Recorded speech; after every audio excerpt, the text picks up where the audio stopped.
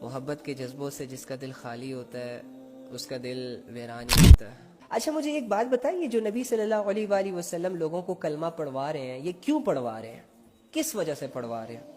یہ جو نبی صلی اللہ علیہ وآلہ وسلم کبھی اپنے چچا کے دروازے پہ جاتے ہیں اور ان کی گالیاں سنتے ہیں، کبھی منافقوں کے دروازے پہ جاتے ہیں، ان کو سمجھاتے ہیں اور ان کے جو دھکے کھاتے ہیں، یہ جو نبی صلی اللہ علیہ وآلہ وسلم نان مسلمز کی بازاروں میں جاتے ہیں اور ان سے یہ کہتے ہیں قولوا لا الہ الا اللہ تفلحوا، اور بدلے میں ان کو گالیاں سنائی، ان کو شاعر کہا جاتا ہے، ان کو مجنون کہا جاتا ہے، ان کے منہ پر تھوکا جاتا ہے، ان کے منہ پر مٹی پھینکی جاتی ہے، ان کو دھکے دیے جاتے ہیں، آخر کر کیوں نبی صلی اللہ علیہ وآلہ وسلم اس پوری انسانیت سے یہ کلمہ پڑھوانا چاہ رہے تھے؟ ریزن کیا ہے؟ کاز کیا ہے؟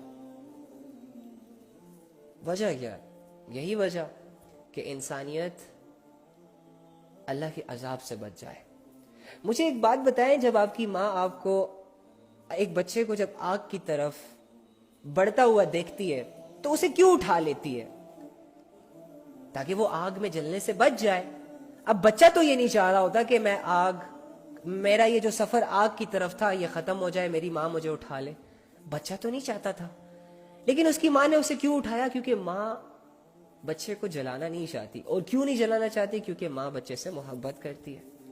نبی صلی اللہ علیہ وآلہ وسلم جو فکر مند رہتے تھے امت کے لیے، جو ان سے یہ کلمہ پڑھوانا چاہتے تھے اور کلمے کے نیچے جو زندگی ان کو بتاتے تھے اور اس زندگی پر ان کو آنے کے لیے جو دعوتیں دیتے تھے، یہ اسی لیے دیتے تھے کہ امت ایک بہت بڑے عذاب میں گرفتار ہونے سے بچ جائے۔ لیکن امت کو تو عذاب پسند ہے، اس بچے کی طرح۔ ہمارے نبی صلی اللہ علیہ وآلہ وسلم جو لوگوں کو اللہ کی باتیں بتاتے تھے، وہ اسی لیے بتاتے تھے کہ یہ امت کہیں اللہ سے ناواقف نہ مر جائے، کہیں کوئی اس دنیا سے اس حالت میں نہ چلا جائے کہ وہ اپنے پیدا کرنے والے کو ہی نہ جان سکے، اور پیدا کرنے والا اس کے سامنے سے آ جائے اور یہ پیدا کرنے والے کو کہے کہ میں نے تو 60-70 سال کی زندگی میں آپ کو نہیں پہچانا، آپ کی کوئی بات نہیں مانی، دنیا میں عیش و عشرت کی، عیش و عشرت ختم ہو گئی، اب تمہارے پاس آ گیا۔ تو اینی ہاؤ، کیوں؟ وائے؟ کیوں اتنی فکر؟ کیوں ایسے؟ ہم ان کے خاندان کے نہیں ہیں، منافقوں کے دروازے بھی کھٹکھٹا رہا ہے، مشرکوں کے دروازے بھی کھٹکھٹا رہا ہے، جو دھکے دے رہا ہے اس سے بدلہ نہیں لے رہا، دوبارہ اسے یہی کہہ رہا ہے کہ قولوا لا الہ الا اللہ تفلحوا۔ کیوں؟ جو اسے گالیاں دے رہا ہے، بدلے میں بیڈ آنسر نہیں کر رہا، پھر بھی اس سے یہ ڈیمانڈ کر رہا ہے کوئی بات نہیں، گالیاں دے دی، دھکے دے دیا، تھوک دیا، مٹی پھینک دی، شاعر کہہ دیا، مجنون کہہ دیا، اب بھی میں تجھ سے یہ ڈیمانڈ کرتا ہوں کہ لا الہ الا اللہ پڑھ لو، کامیاب ہو جاؤ گے۔ کیوں؟ تمہارے اندر اتنے جذبے ہیں کہ کسی دشمن کی 2 گالیاں سن سکو؟ تمہارے اندر اتنی طاقت ہے کہ کسی کا ایک دھکا کھاؤ تو پھر اس سے بدلہ نہ لو؟ برداشت کی اتنی صلاحیت تمہارے اندر موجود ہے کہ لوگ تمہیں اگنور کریں اور تم پھر جا کے ان کے چہرے کے سامنے کھڑے ہو کر اللہ کا حکم سناؤ؟ نو نو نو نو نو نو نو۔ اسی لیے کہتا ہوں ان باتوں کو ایز اے فارمیلٹی نہ لیا کرو، اسی لیے کہتا ہوں کہ ان باتوں کو لائٹ نہ لیا کرو، دل کے دروازے کھول کر ان باتوں کو تھوڑا سا امیجن کر کے سنا کرو، تاکہ تمہیں پتہ چلے کہ ایکچولی میں جو ہمارے نبی محنت کر کے گئے ہیں وہ کوئی عام محنت نہیں تھی، اور وہ اتنی کوئی آسان محنت نہیں تھی، اور یہ جو ہم نبی کی عزت کرتے ہیں نا، تو وہ حقدار ہیں ان عزتوں کے۔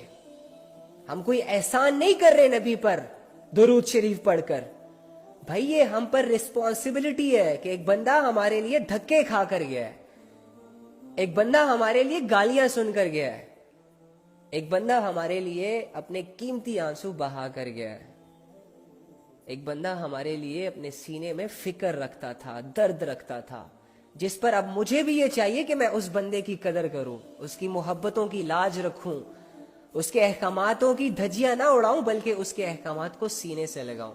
لیکن پہلے بات ہو رہی ہے نبی کی محبت کی، اس کے بعد اپنی محبتوں کا جائزہ لیں گے۔ اینی ہاؤ، ہمارے نبی صلی اللہ علیہ وآلہ وسلم کیوں چاہ رہے ہیں کہ ساری انسانیت جہنم سے بچ جائے، اللہ والی ہو جائے، جنت والی بن جائے؟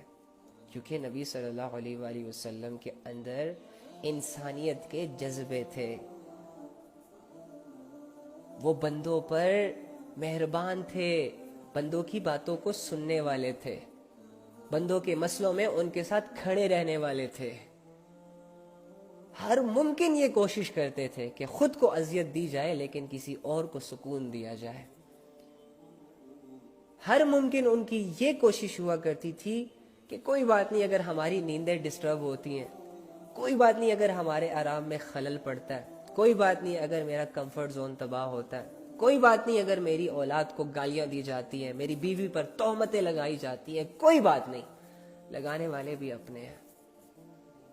پھر بھی امت کو اپنا سمجھ کر ان کو اللہ کی باتیں بتاتے رہے